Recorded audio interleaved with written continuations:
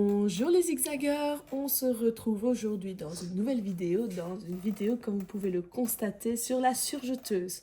Alors aujourd'hui je me suis munie de la Juki 214 pour faire cette petite démonstration, pour vous expliquer, vous montrer comment faire un point invisible avec la surjeteuse. Alors pour ça il faut se fournir un pied de biche. Généralement, ce pied de biche est une option sur les surjeteuses, mais il peut être très pratique. Vous pouvez le trouver pour toutes les marques de machines. Il se compose, comme vous pouvez le voir, d'une petite barrette qui va vous permettre de guide pour votre ourlet, pour ensuite que l'aiguille vienne piquer vraiment le plus au bord possible, juste vraiment ici. Alors, pour ça, il va falloir bien préparer son travail. C'est vraiment une étape importante pour que le pli soit bien formé et que ça passe correctement avec votre pied de biche et la surjeteuse. Donc, si je prends mon petit exemple de mon petit coton, voilà, généralement pour un ourlet invisible, ça se trouve généralement sur des tissus un peu lainage, polyester, comme des pantalons de costume. On ne vient pas faire ça dans un jeans. Donc, vraiment, ce point-là, vous le retrouvez vraiment sur ce pantalon style un peu costume. Pour ça, il va falloir du coup faire votre ourlet. L'ourlet pour un point visible est plus large qu'un ourlet classique. Donc généralement, on va compter 5 cm. Donc on viendrait plier 5 cm et de là, on viendra retourner son pantalon, comme ici j'ai montré. Je vais venir le retourner comme ceci et après, laisser 1 cm de mon ourlet ici pour que la machine après vienne couper. C'est vraiment le seul moment où on va laisser la surjeteuse couper vraiment beaucoup de tissu. Donc on va vraiment laisser 1 cm pour vraiment, on fait généralement, parfois moi je fais une petite ligne au crayon quand je veux vraiment être top juste. Et alors je viens vraiment après venir repasser ceci et alors le pied de biche viendrait vraiment avec le pli ici positionné et alors on va glisser comme ceci. Alors, il va falloir aussi bien régler ceci. Vous voyez qu'il y a une petite roulette que je viens dévisser, c'est pour déplacer ceci.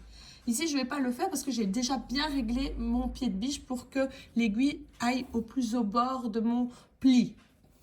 Maintenant, on va venir le positionner sur la machine.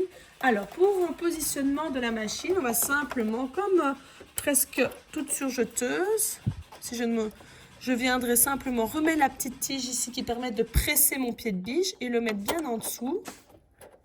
Voilà. Et après, j'appuie sur le petit bouton et il est clipsé. Voilà. Je soulève plusieurs fois et il est bien clipsé. Alors, dans les choses qu'on doit mettre en place sur la surjeteuse, on travaille avec une seule aiguille et on travaille généralement avec celle de gauche. Celle de droite, pardon. Oups, celle de droite, donc le vert. Et ensuite, ici, on viendrait augmenter sa longueur de point au maximum et venir diminuer la tension de son fil, de son aiguille de droite. Finalement, on mettrait sur 2. Ça va? Alors, maintenant, on viendrait prendre notre ourlet. Donc, vous voyez qu'ici, je suis venue déjà... Voilà, là, on avait l'ourlet que j'avais déjà préplié, que j'ai replié comme ceci et que je suis venue faire un bon coup de fer à repasser pour bien écraser la couture, le pli surtout. Et alors ici, quand on va démarrer, on va vraiment travailler, vraiment tibulaire. Et alors ici, on va démarrer directement ici, pas sur l'épaisseur. Pas sur l'épaisseur ici où il y a la couture ouverte. On va vraiment démarrer par ici.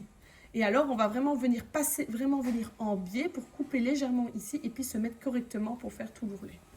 Alors, donc ici, je sais que je dois démarrer, donc je peux soulever mon pied de biche et alors venir positionner correctement mon travail pour que je sais que le couteau viendrait légèrement couper et puis venir vraiment remettre au bord du pli. Donc, je vais tenir mes fils. Je vais d'abord comme ici, j'ai pas de point chaînette formé, je vais d'abord quand même faire un point chaînette comme ça, mes fils ne partent pas dans tous les sens. Voilà, je vais d'abord créer un petit point chaînette, donc je tiens mes fils, je crée mon point chaînette, voilà, c'est toujours mieux pour démarrer. Et alors je vais repositionner mon travail en faisant attention que mes épingles n'aillent pas sur le couteau.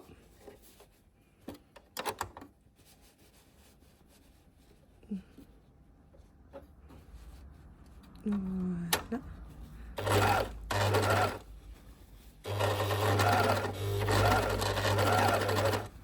Et voilà. Et là, vous voyez, je me suis sur le guide et je vais bien contre le guide pour que ma couture puisse bien se prendre.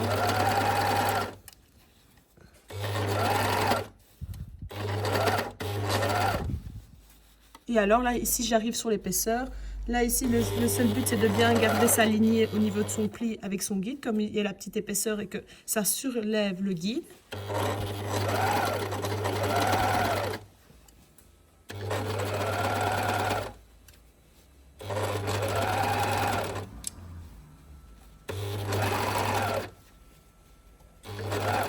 Ici, je vais aider à écraser ma petite couture.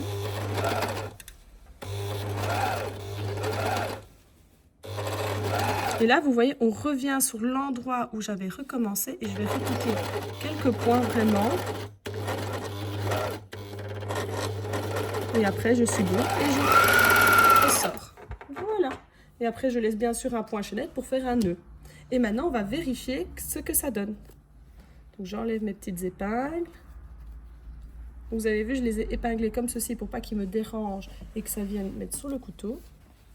Et alors, je suis venue trancher avec un fil vraiment pour les boucleurs rouges et finalement mauve pour que vous... Et alors, j'ai été vraiment mettre la couleur identique du tissu sur l'aiguille. Et donc, si on tourne, on voit presque pas du tout.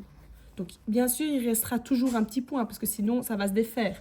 C'est pour ça que généralement, quand vous trouvez des points invisibles dans le commerce, dès qu'il est vraiment hyper invisible, ça c'est sûr, mais il se défait super facilement parce qu'il est vraiment tellement près du pli de la maille qu'il se défait très facilement que ici, bah voilà, il y a un petit point, mais je trouve que comme c'est dans le même ton que mon ourlet, bien venir refaire un coup de fer à repasser pour effacer. Ici, on zoome vraiment, mais sur un pantalon, franchement, ça ne se voit pas. Et voilà, les zigzags. Comment faire finalement un point invisible avec la surjeteuse facilement et quand même rapidement en ayant quand même, si on regarde à l'intérieur, un beau point. Voilà. J'espère que cette vidéo vous plaira et vous a appris cette petite astuce et au plaisir de vous revoir les zigzaggeurs dans des nouvelles vidéos. À bientôt!